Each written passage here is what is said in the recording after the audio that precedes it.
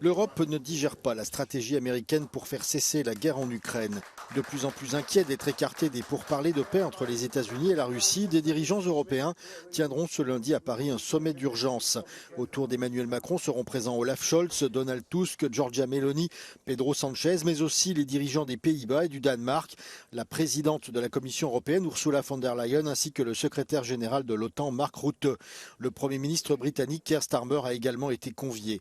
Cette réunion organisée à la hâte devrait envisager les garanties de sécurité que l'Europe pourrait apporter à l'Ukraine en cas de cessez-le-feu avec Moscou.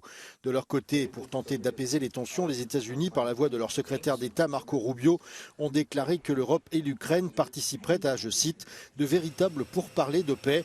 Le président américain Donald Trump s'est fait l'écho d'une rhétorique similaire. We're moving along. We're trying to get a peace with Russia, Ukraine, and we're working very hard on it. It's a war that should have never started. Do you expect Zelensky to be involved in these conversations? What will his role be? I do. He will be involved, yes. Quant au président ukrainien Volodymyr Zelensky, il s'est rendu en compagnie de son épouse à Abu Dhabi, aux Émirats arabes unis.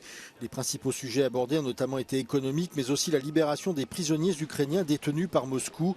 Les Émirats ont en effet joué un rôle important lors de précédentes négociations avec la Russie.